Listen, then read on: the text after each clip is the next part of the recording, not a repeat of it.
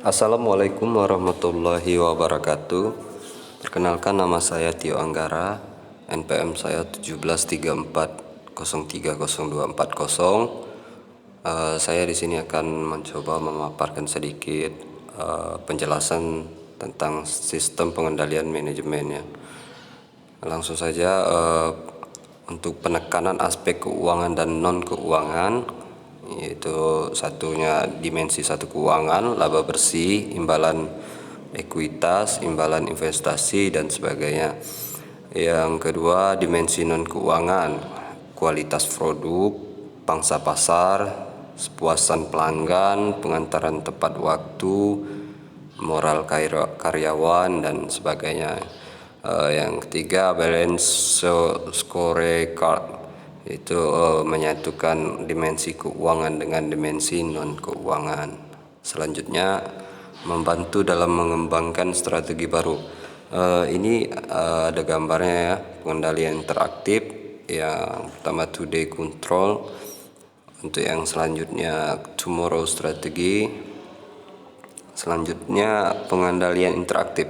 Ini pembahasannya pengembangan atensi manajemen karena adanya satu permasalahan, yaitu kehilangan pasar, kehilangan pangsa pasar ya, adanya keluhan pelanggan itu.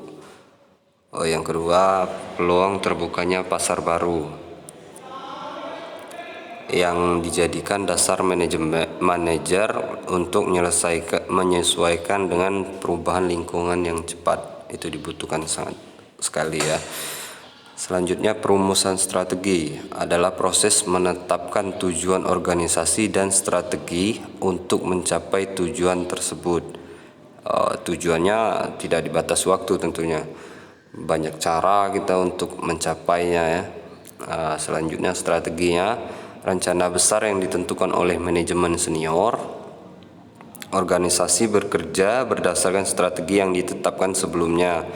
Perlu mempertimbangkan kembali strategi karena adanya ancaman dan peluang. Ide ancaman dan peluang dapat berasal dari mana saja ya, dan kapan saja itu. Selanjutnya, beda perumusan strategi dan pengendalian manajemen. Untuk perumusan strategi, menetapkan strategi, kurangnya sistematis, menyangkut sedikit personel. Sedangkan pengendalian manajemen mengimplementasikan strategi, lebih sistematis, seluruh personel organisasi. Itu beda perumusan strategi dan pengendalian manajemen ya. Untuk selanjutnya, pengendalian tugas. Proses menjamin bahwa tugas tertentu dapat dilaksanakan secara efektif dan efisien. Berorientasi pada transaksi, dilakukan berulang kali atau dalam kurung amat sistematis. Selanjutnya, ada hubungan sebab akibat dalam kurung lebih ilmiah ya. Selanjutnya, contoh keputusan dalam fungsi perencanaan dan pengendalian. Perumusan strategi, pengendalian manajemen dan pengendalian tugas ya. Kalau perumusan strategi itu akuisisinya bisnis tidak terkait ya, masuk bisnis baru. Sedangkan pengendalian manajemen adalah mengenalkan produk baru atau merek baru ya. Yang selanjutnya, perluasan pabrik. Pengendalian tugas yaitu koordinasi pesanan yang masuk. Yang tiga, schedule produksi. Itu.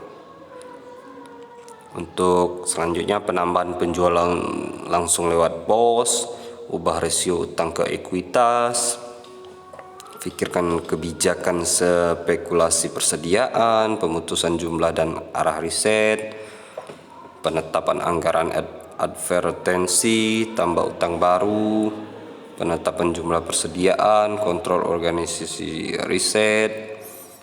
Yang selanjutnya, beda pengendalian tugas dan pengendalian manajemen. Ini perbedaannya ya, bedanya sistem pengendalian tugas dan pengendalian manajemen. Kalau Sistem pengendalian tugas dia lebih ilmiah, menekankan pada tugas khusus yang dilakukan unit organisasi.